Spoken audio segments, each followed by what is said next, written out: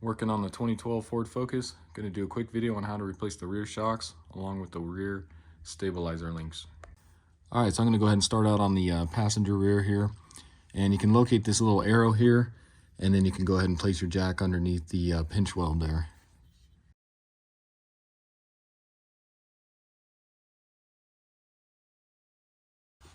And then once you get it jacked up, we'll go ahead and place a jack stand right underneath the pinch weld there.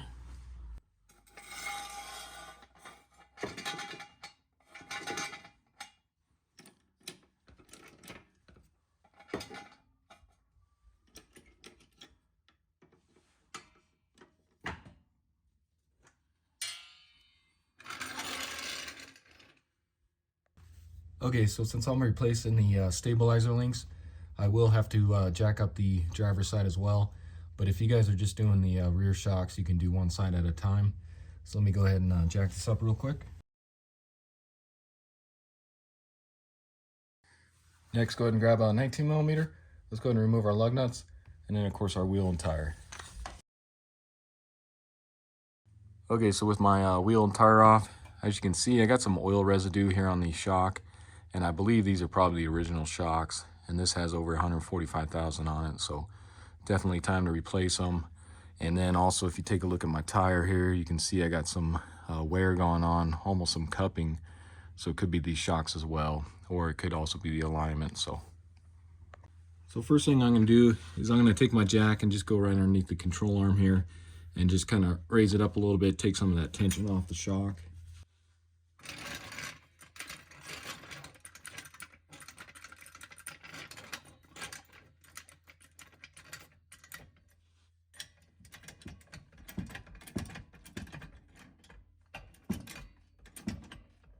Just kind of like that. Next, go ahead and grab a 15mm and let's remove this lower shock bolt here.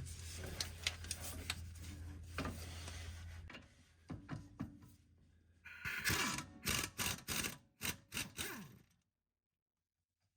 ahead and pull that out. And then if you take a look up at the top two bolts of your shock, you'll have your shock mount, and then you got two 10mm bolts we need to remove. So let's go ahead and remove those.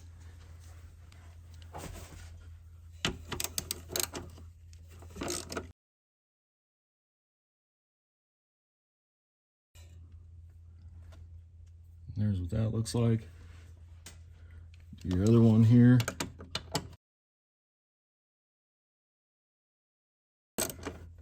And as you pull this one off, you want to make sure you're holding on to your shock as well, so it doesn't fall down on you. Get that one off. And then go ahead and lower your shock down. And you can go out your wheel well here. Take a look at our new ones. So I went with the Monroe OE Spectrum 5645. That'll be the same part number for each side. Got these off Amazon. I'll put a link in the description for them. And as you can see, it doesn't come with the mount or this plastic boot, so we will have to remove this and stick it on the new one. I think if you buy the original Motorcraft ones, it comes with the mount and the boot, but they're a lot more money. So let's go ahead and get this switched over. And then to get this mount off here, you'll need a 13mm wrench, and you can try to get that nut off, but this shaft will probably start turning on you, so you'll need some vice grips. But let me go ahead and just try it first without the vice grips. Let's see if we can get it on there and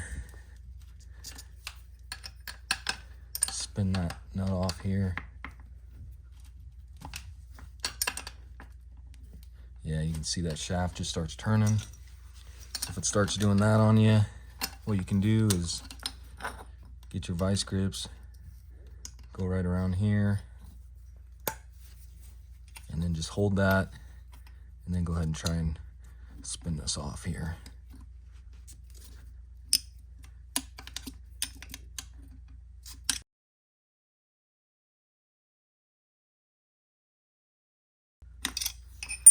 Then go ahead and release your vice grips there. Pull this off the rest of the way, and you should be able to separate that mount there. pulls off just like that. So then go ahead and grab your new shock here, and you can go ahead and collapse it just a little bit. We'll take off this metal tab here, pull that off, go ahead and let that expand.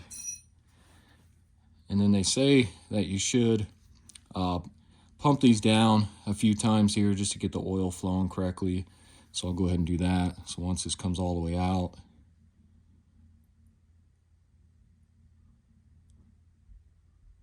and then just go ahead and bring it down some.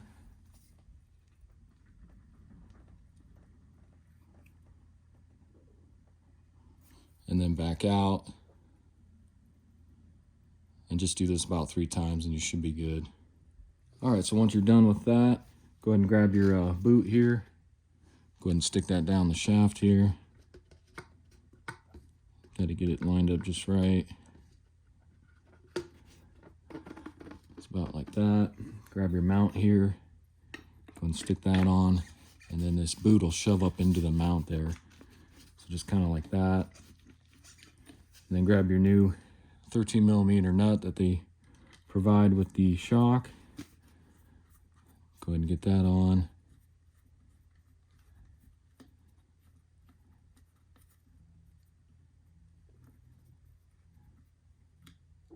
And then let's go ahead and tighten that up. I'll just do the same thing here with the vice grips just to keep that shaft from spinning. And then go ahead and just get that snug. Doesn't take too much.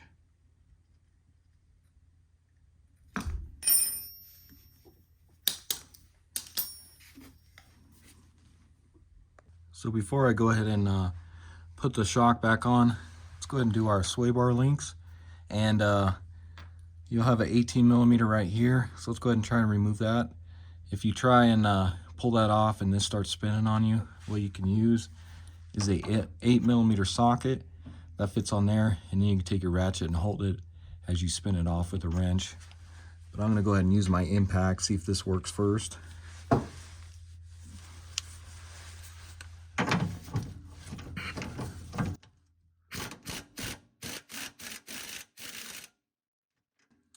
as you can see, that's just spinning on me.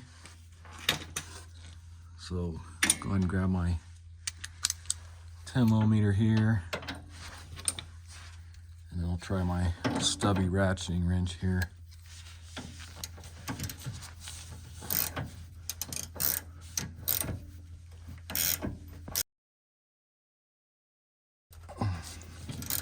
That's getting kind of tough. So let me grab a longer wrench here. See if I can get a better grip with this longer wrench here.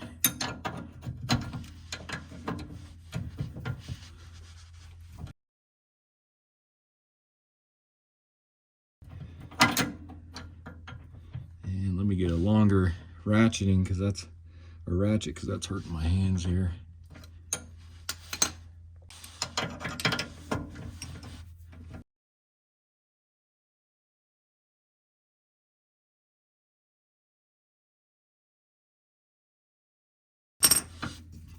As you can see, that's kind of a pain to get off there. So let me grab a pair of vice grips here to hold this, because I can't, it's still spinning and I can't get anything else on that. So just get your pair of vice grips, go around the threads here.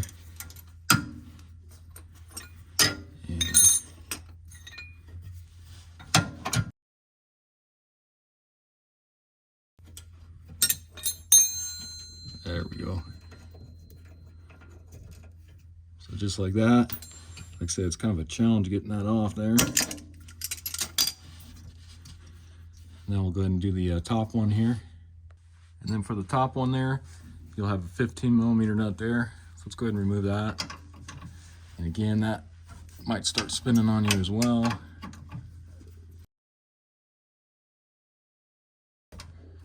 And yeah, that's just spinning on me. So let me get an Allen head real quick.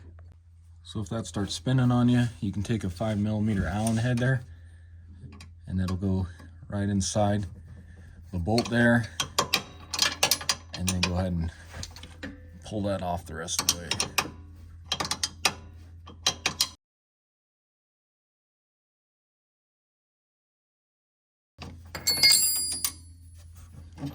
Pull your nut off here. And then you can, we may have to do that. So yeah, that's why we have to jack up the other side like I did. So we need to pull the other side off really quick here, and then we can drop this sway bar downward and get them both out. So let's go ahead and remove that other side real quick.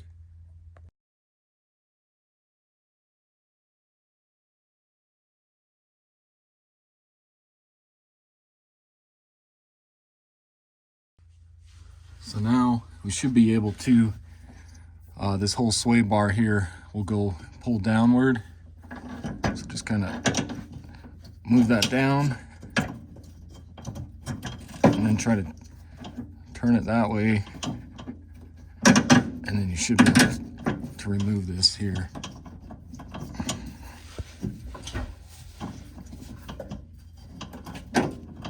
Just like that. Same thing on this side here.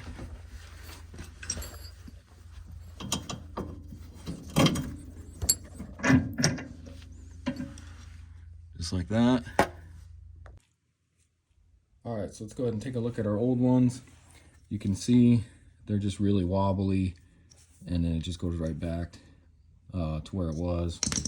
As with the new ones here, I got to use a lot more pressure to move it, and you can see it stays where I leave it. So I went with the Moog K750465. Got these off Amazon as well. I'll put a link in the description for them.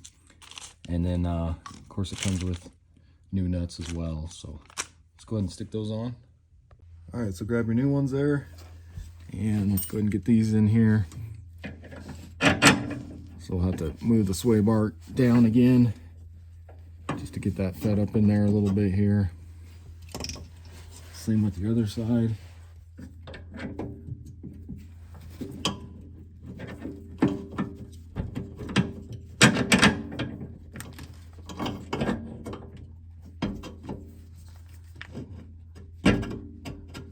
And just try to get that fed through the hole there. And it looks like this one popped off here.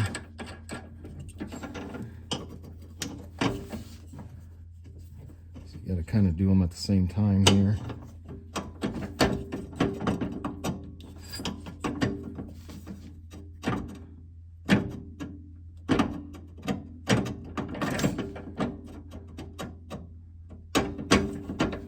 And then you can kind of lift up on that a little bit.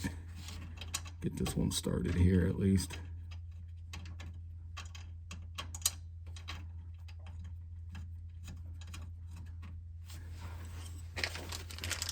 Same with the other side here.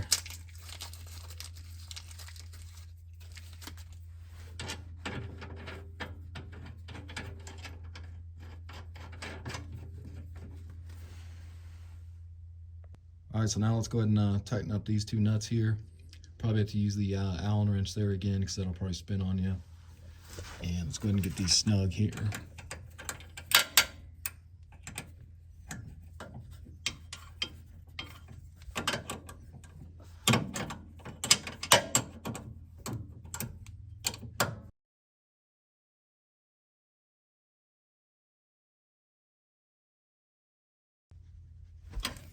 Get that nice and snug.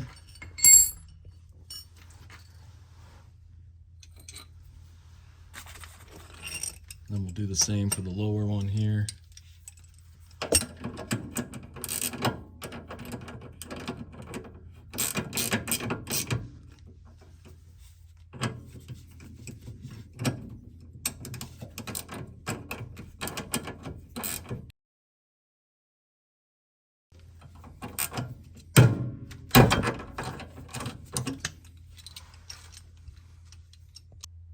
All right, so let's go ahead and tighten up this side as well. And as you guys saw on that last one, I actually slipped off this nut. That's because this one that came with the Moog is a 17 millimeter, not an 18 like the one that came off. But the top one is still a 15 millimeter. So let's go ahead and tighten this side up real quick.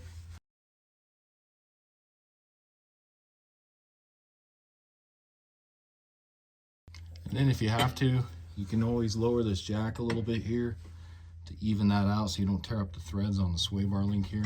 So let me go ahead and lower this some.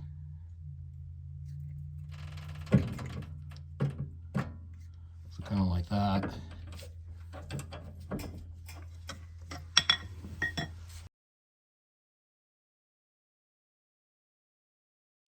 So next, let's go ahead and move on to getting our shock back up in here. So I'm going to go ahead and go in, get this past here, and then you go ahead and slide it up in here.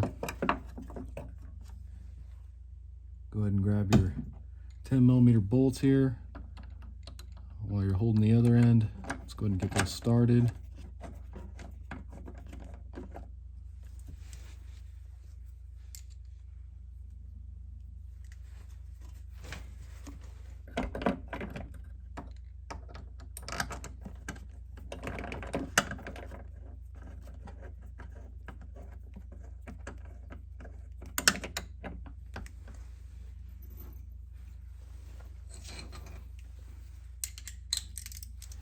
And then go ahead and get those snug. And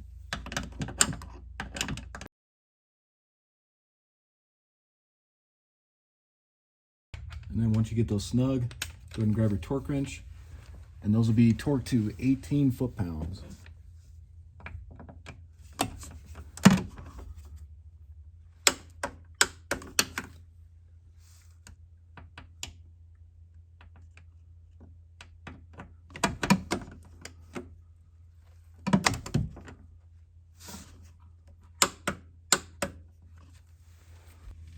So moving on to the lower bolt here, what you can do is get your shock in place here.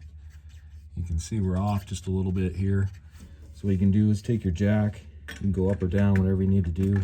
In my case, I need to go up just a little bit here. So about right there. Get your bolt,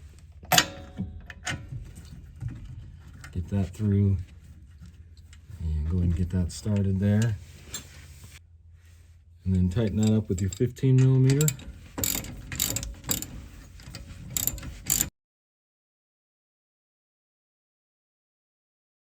Next, you want to take your jack and then just start jacking this up because we want to put pressure on that shock so we can torque that lower bolt there.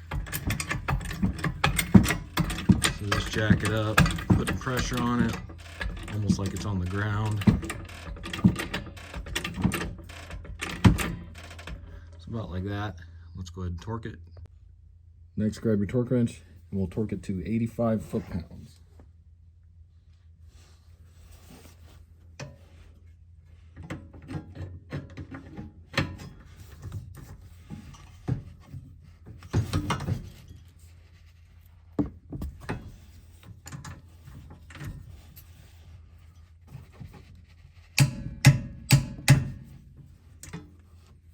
And then you can go ahead and lower your jack here.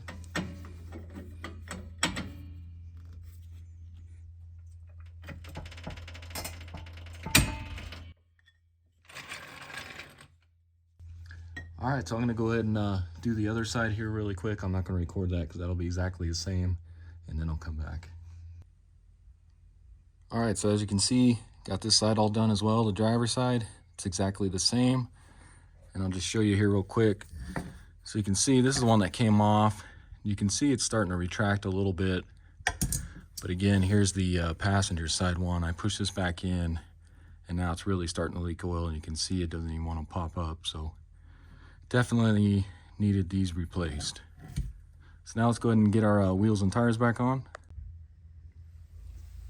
So go ahead and get your wheel and tires back on.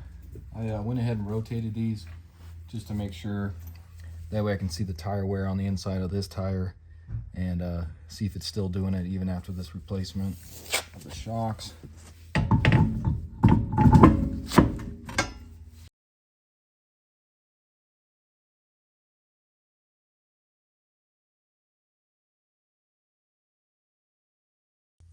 Then grab your torque wrench and you're going to torque these lug nuts to 100 foot-pounds.